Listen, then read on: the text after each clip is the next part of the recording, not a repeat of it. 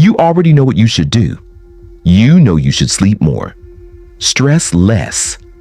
Stop avoiding the thing you have been avoiding for 6 months.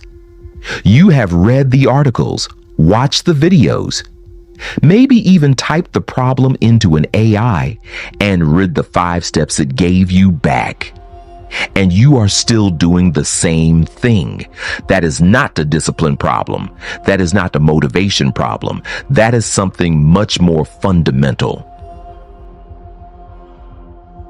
And a Greek philosopher identified it so precisely 2,000 years ago that reading him now feels like being caught.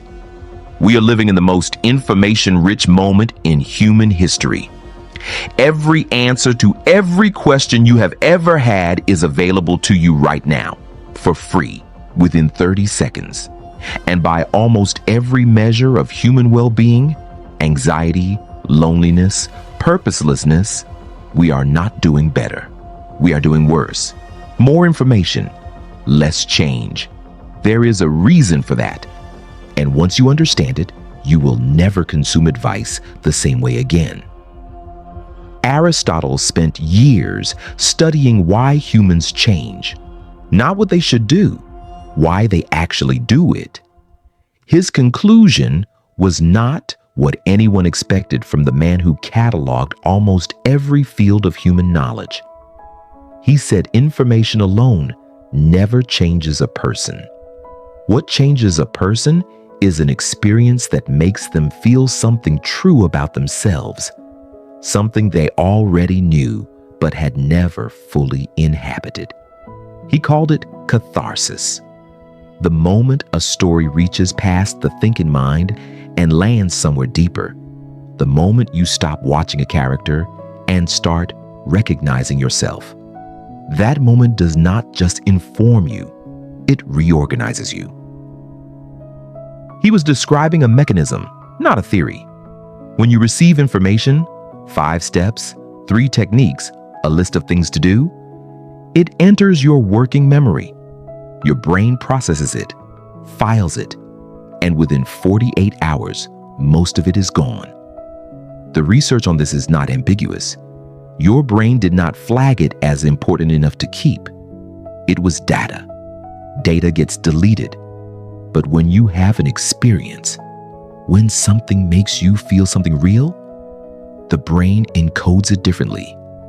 Emotion is the signal the brain uses to decide what matters.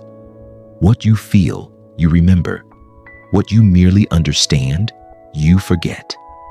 That is not philosophy. That is neuroscience confirming what Aristotle observed by watching people in a theater 2,000 years ago. Plato saw the same thing from a different angle. He could have written philosophy as a textbook. He was intelligent enough. Instead, he wrote dialogues, stories, characters arguing with each other in real situations with real stakes. He taught through drama, not instruction.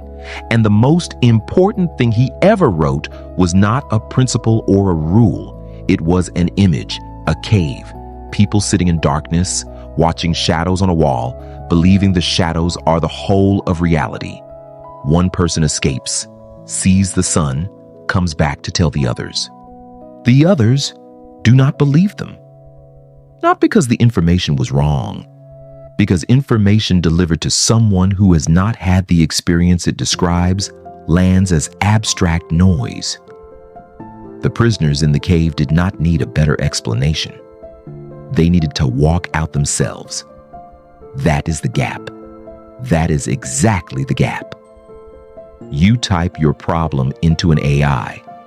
It gives you the correct answer, accurate, well organized, and almost completely useless to the part of you that actually needs to change. Because that part does not respond to correct answers. It responds to recognition, to the moment you see your own situation reflected back at you in a way that makes you feel it, rather than just understand it.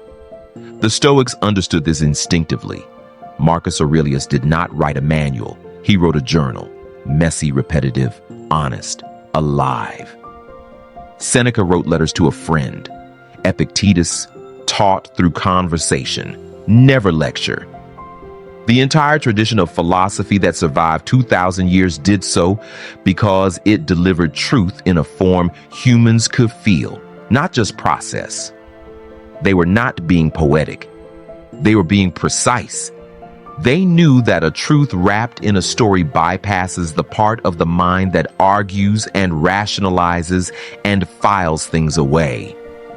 It goes somewhere else, somewhere the arguments cannot reach.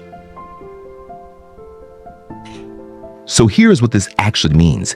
The information you need to change your life is almost certainly already inside you. You have read enough, listened enough. The gap is not knowledge. The gap is the experience of encountering what you already know in a form that makes it real.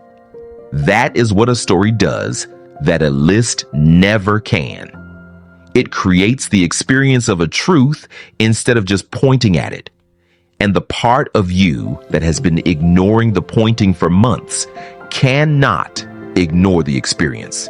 This is not an argument against information. It is an argument for knowing what information alone cannot do and stopping the cycle of consuming more of it, hoping that this time it will be enough. It will not be enough. It never was. What has always changed people is the moment they felt something they already knew for the first time clearly enough to actually do something about it. Aristotle watched thousands of people walk out of a theater changed, not because they learned something new, because they felt something true. That is why the oldest stories in the world are still being told. That is why you were still here. You did not come here for information. You already have enough of that. You came here because something in you knows the difference. What is the piece of advice you heard 100 times and only understood the day it arrived as a story rather than a rule? Drop it in the comments, because those moments are worth naming. If this landed, subscribe.